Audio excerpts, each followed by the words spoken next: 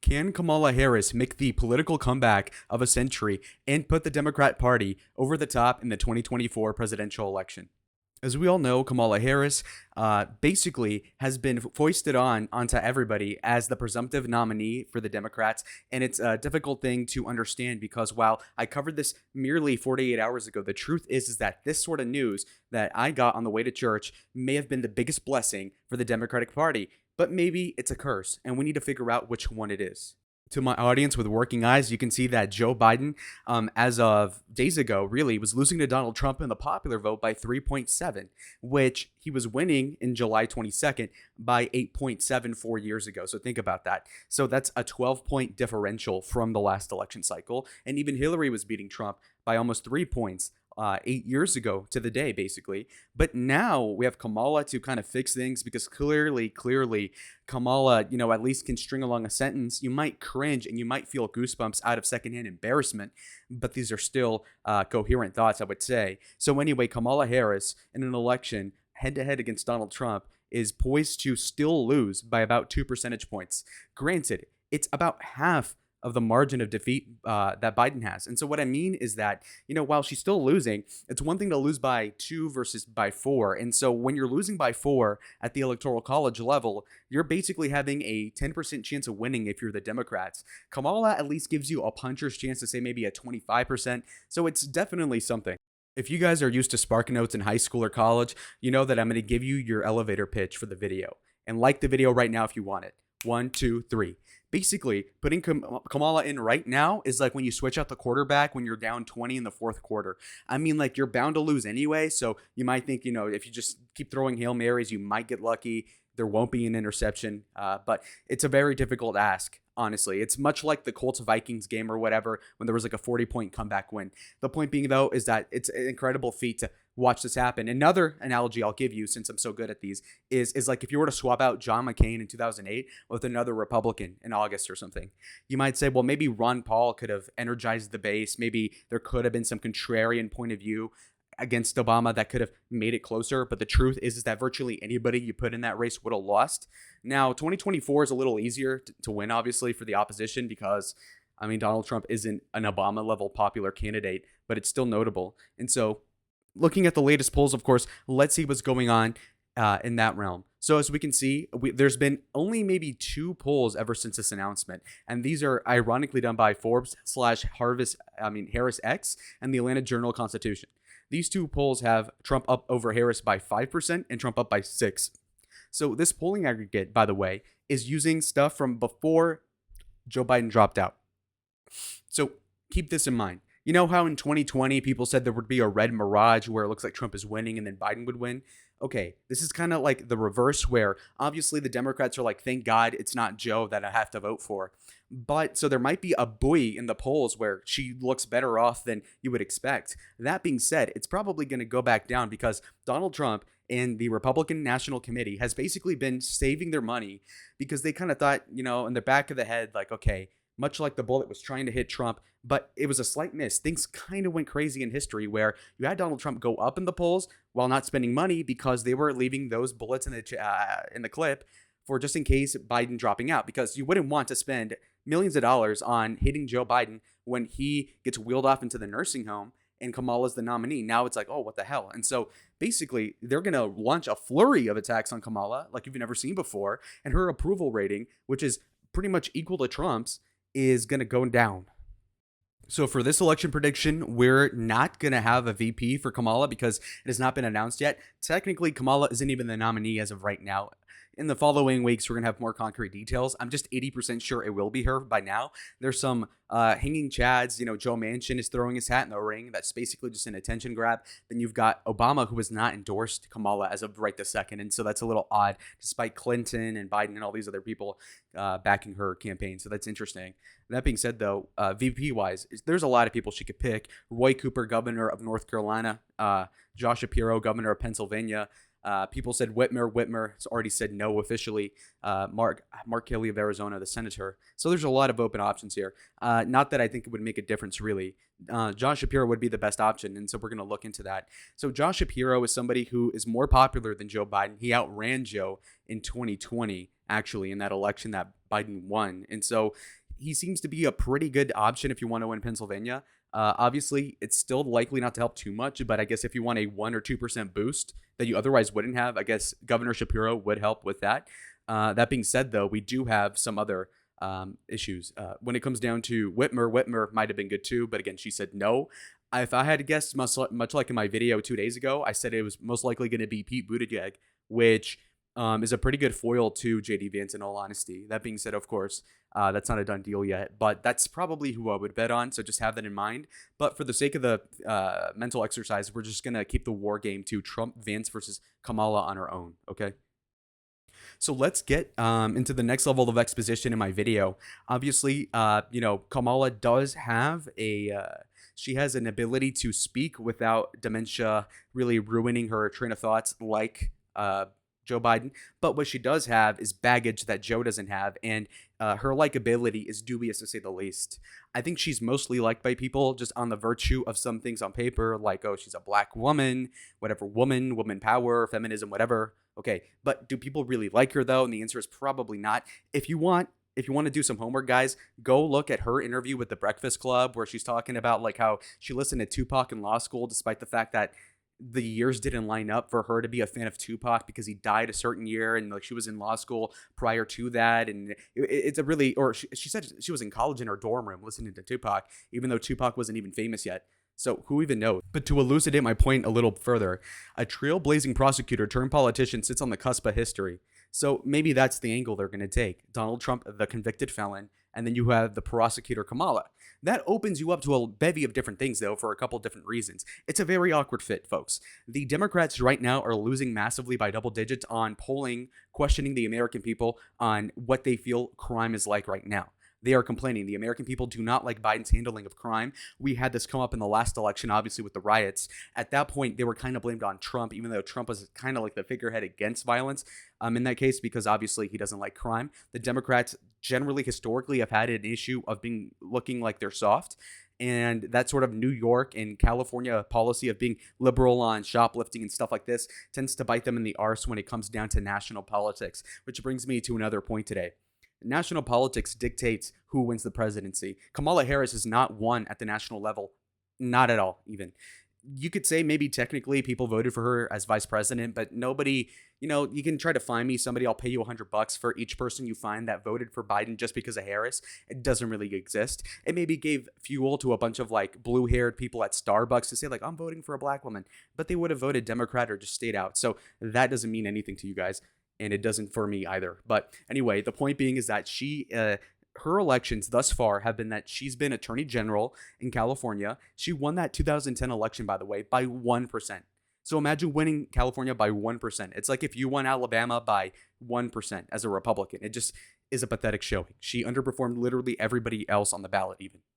Anyhow, I consulted a list of 55 different little facts for people to learn about Kamala. Obviously, I already proofread it, so the point being is that I'm going to show you what's of interest for this election. So first and foremost, we're going to go into her law school track record.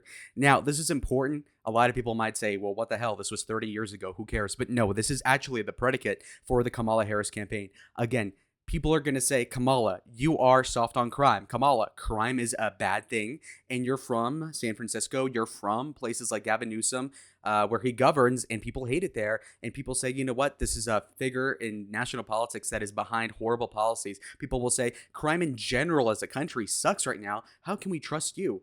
And then she'll say something like, well, you know what? I'm going against a convicted felon and I'm a prosecutor and I will prosecute these people. So that's awkward for a couple different reasons. While that might seem like the most common sense retort she can make, it runs to the face of her liberal wing of the party, which she was a part of, by the way, this entire decade, where it's going to be, well, you're bragging about being a prosecutor, but we're liberal on crime. Like, the George Floyd riots were what?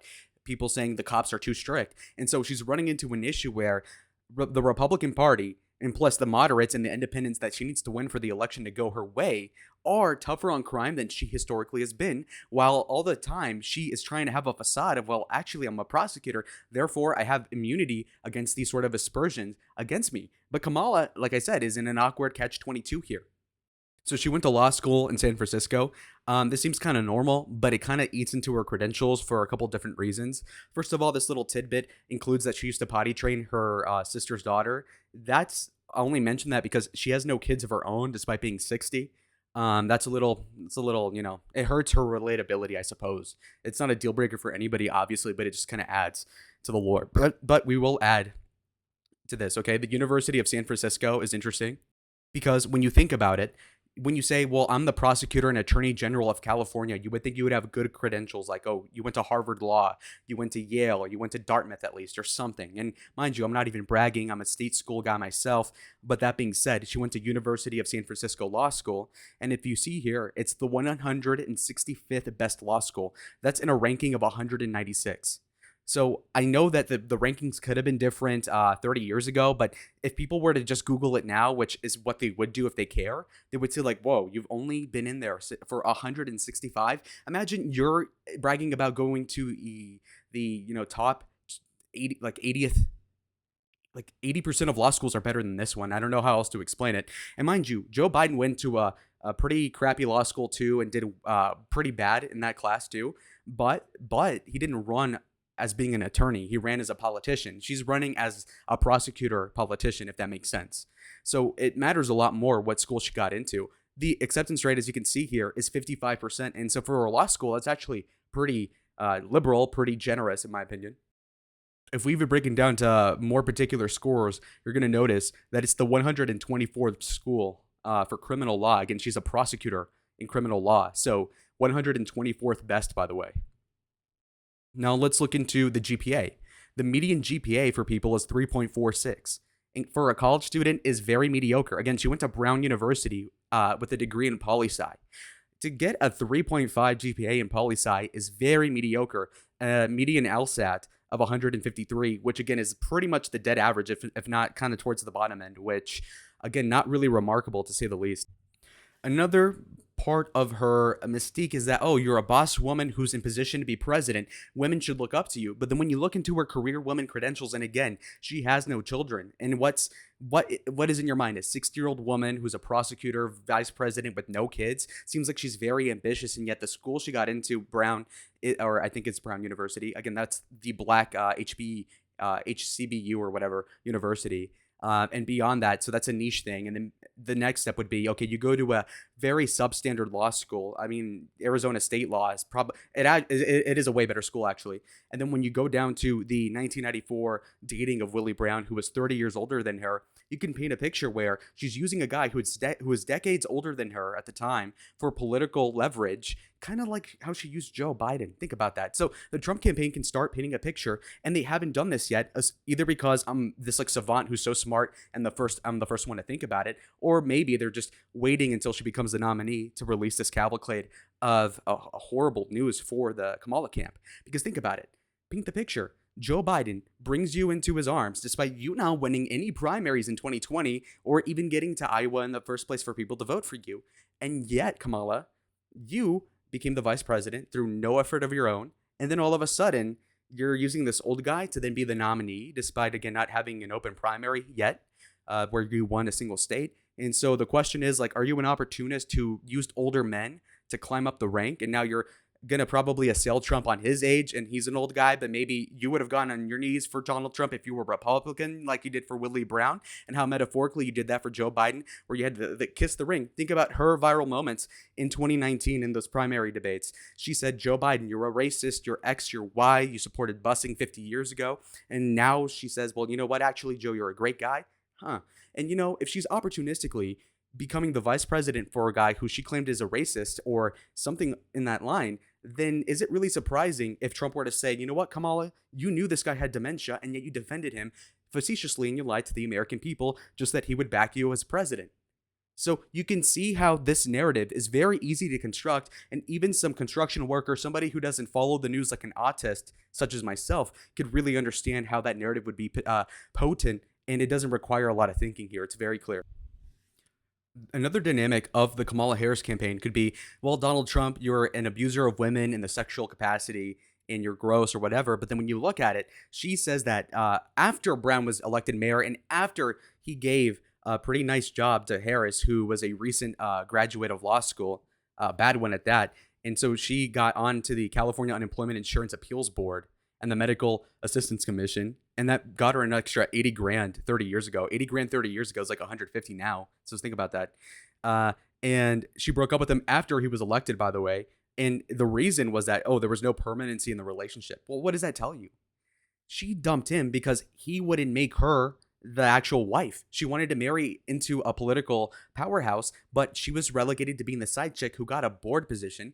And even that board position was pretty good. I think Willie Brown treated her right, and he got to use her right because evidently and let me tell you, who gets appointed to a board on health insurance as a recent law school graduate who has nothing to do with healthcare? Nothing to do with healthcare. She was working as a prosecutor for months at best before she was appointed to this position that has nothing to do with her credentials, by the way. And you could tell it was a completely, if not nepotistic, I don't know what it would be other than a romantic gesture. Disgusting.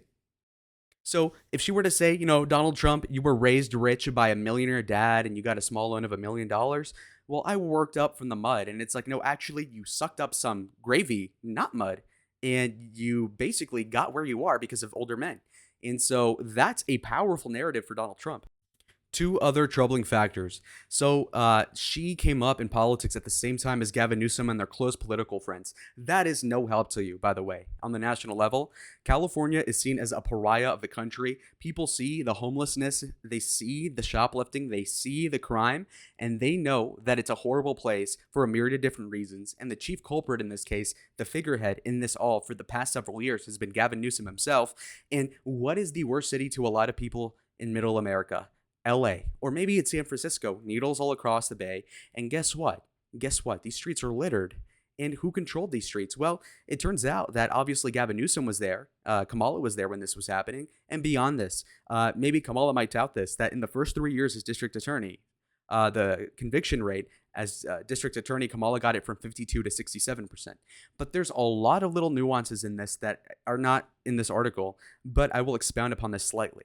Okay, so just to touch the iceberg, you'll notice that the tip shows you something very bad about this. Even if Kamala fixed the crime issue 20 years ago, the truth is that what it is now is what people refer to. They wouldn't say, oh, well, Kamala, in 2005, the crime was not that bad in San Fran. They're going to look at it now and say, well, Kamala, you were in charge of this 15 years ago, and either you're a part of this whole liberal issue, or you just kind of like did not put it in a way that would have stayed clean, okay? And so it's a bad look regardless, because people work off what is now, okay? So what she did 15 years ago doesn't matter unless it's bad. And again, obviously in a utilitarian sense, if you get a conviction rate up 15%, that impacts a lot more lives than what I'm going to talk about. But politically, it's even worse to have this on your record than the positive 15% that I mentioned before. This one is critical. One of Harris's most controversial decisions came in 2004, when she declined to pursue the death penalty against a man who murdered a San Francisco police officer named Isaac Espinoza. At the funeral, even Senator Dianne Feinstein, who's a liberal, delivered a eulogy in which she criticized Harris, who was in the audience in person, prompting a standing ovation from hundreds of officers in attendance. Harris would be shunned by police unions for the next decade. Think about that. How is she going to win on the crime issue? Oh, I'm a prosecutor. I'm going to prosecute Trump because he has a felony about paperwork. Okay, great. And look at this. She declined the death penalty on a guy who murdered a police officer. What is a more heinous thing to do as a prosecutor, as a district attorney? What's a more heinous thing than to let a cop killer off without the death penalty? And this will get her the Bernie bro support. Like, oh my God, Slade Queen. Yes, cop killer. Leave him to live. But seriously, what a bad look for middle America in this election. This is horrible opposition research. Think about this. Trump and Republicans in middle America have been bringing up the opiate issue. They've been talking about how drugs are pouring into our country, namely fentanyl.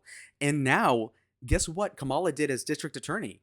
Well, it turns out that a technician stole cocaine from a district attorney crime lab, mishandled the evidence, obviously, and Harris tried to keep it under wraps, obviously, to save her own face, failed to inform the defense attorneys in cases, and there, as a result, about 1,000 drug-related cases had to be thrown out.